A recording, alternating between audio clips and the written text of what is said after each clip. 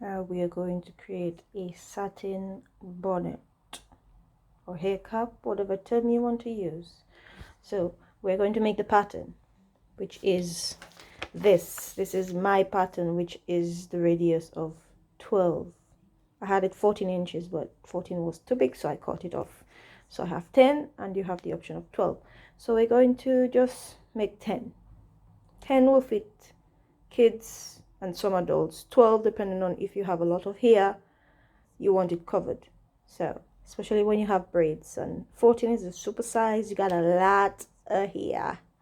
So I'm just going to show you how I got that pattern. This is your paper pattern, which will obviously be bigger, but I'm just going to show you how to fold the fabric in order to get that pie shape. Fold it in half this way. So this is the fold, this is the open end here, as you can see, and then we are going to fold it on itself one more time to create a square. So this is what you have. Let's open it up and see what we got. So this is the initial piece of fabric or paper. This is the same thing you're going to do on your fabric.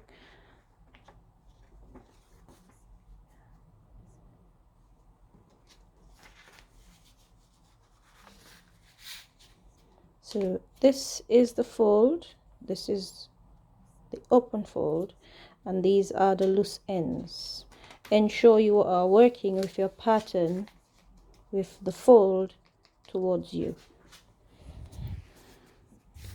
Never work with the fabric on the open ends. You ain't gonna end up with a circle if you do that. So this is the fold. Always ensure it is towards you when you're marking out your radius.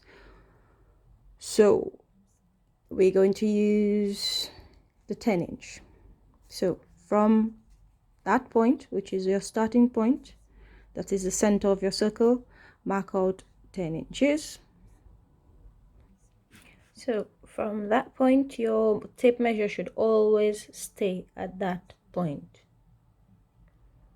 So this is how you do it. You ensure that the start of the tape measure is there, and then you move it about, ensuring that this is there, and you keep moving it about to get the same measurement. So from there, you measure 10 on your paper, measure 10, 10, 10, 10, 10 until you get that semicircle, and then you're going to cut it out to get this piece of the pie. As you can see, this is quarter of the circle, and here is a 90 degrees. If you open it up, you're going to get 180, and 180 and 180, 360. So that's what you're going to get, and then you're going to cut it out on fabric. If you feel more secure opening up the entire pattern to put on your fabric, that's fine. Or if you just want to work on quarter, you fold the fabric the same way. So just ensure in order to get the full width of that, you have to ensure your radius, your fabric is twice that. So if you want a radius of 12 inches, you have to ensure your fabric is at least 24 inches and give yourself at least 2 inches to work with. So cut the fabric 26 by 26 for you to get a full circle with the radius of 12 inches.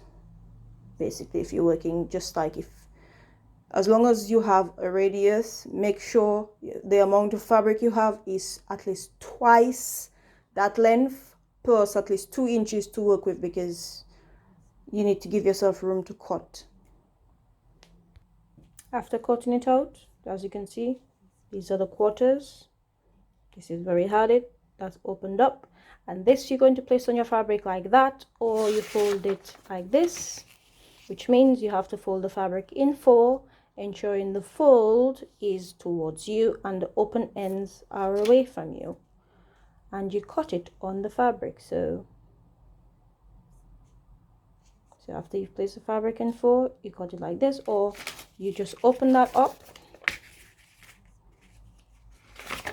like that, and you put your fabric in 2 and you cut 2 layers at once, or you cut one by itself. So just lay your fabric flat. So example, if you don't feel, depending on seeing you, I'm using satin. This is not satin, this is a soft fabric which is still gentle on the hair, so I could use that. However, you use satin and for your inner lining, and any other fabric you want on the out for the beauty of it. So if you're not confident on cutting it in 4 layers, you open your fabric on 1 layer and you cut that out, one there, one here, or you do that, or you fold it in 2, pin that down, as many pins as you have to, and you cut it out, so you will be cutting 2 in 1. So after cutting it out, that's what you're going to end up with. Your circle might be bigger, it might be smaller, dependent on your radius. This is what 12-inch radius gives. Pin it up. So that's the satin, that's the lining, and that's the outer fabric.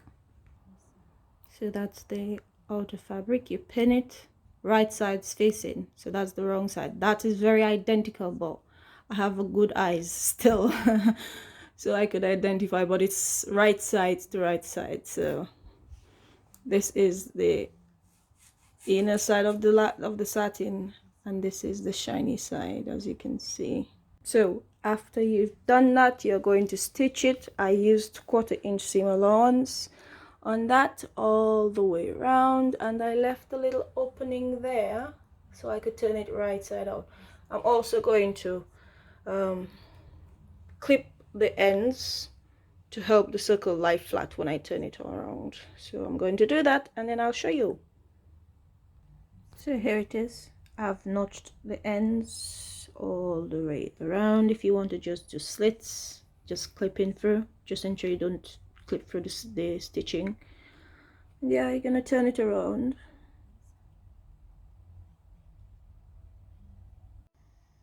So I have pinned it all around, and I'm going to do a 1-inch hem all around.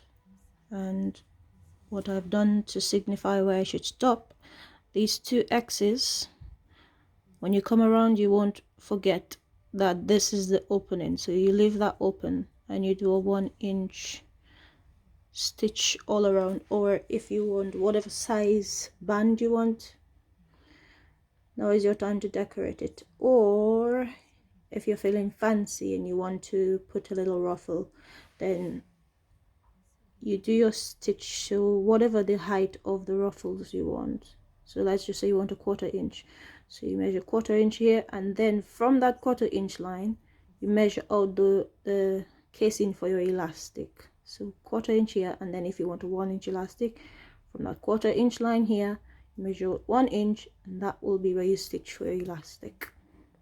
I'm keeping it simple. I'm just going to make a row of 1 inch.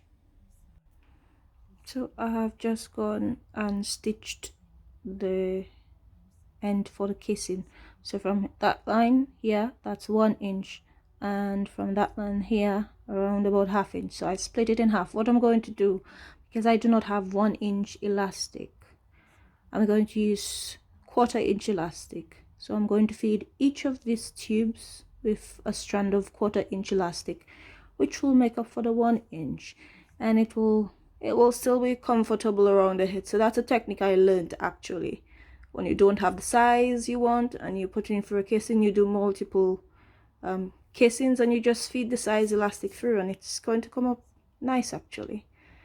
So yeah, and here is the opening for both of them.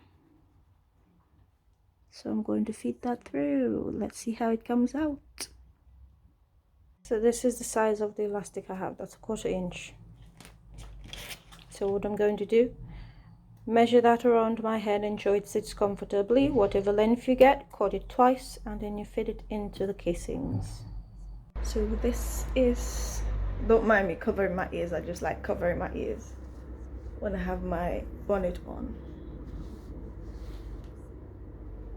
So I have a bun right now right here.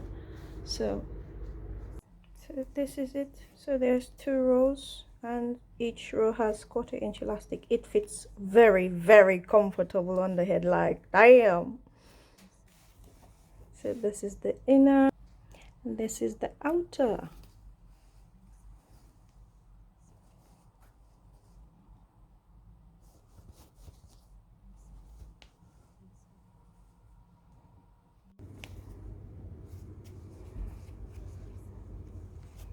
See the two rows?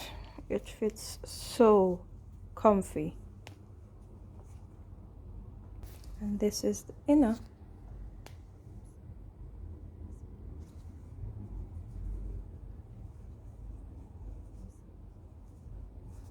I'm going to put a hairband strap at the back so I could tie it. I'm extra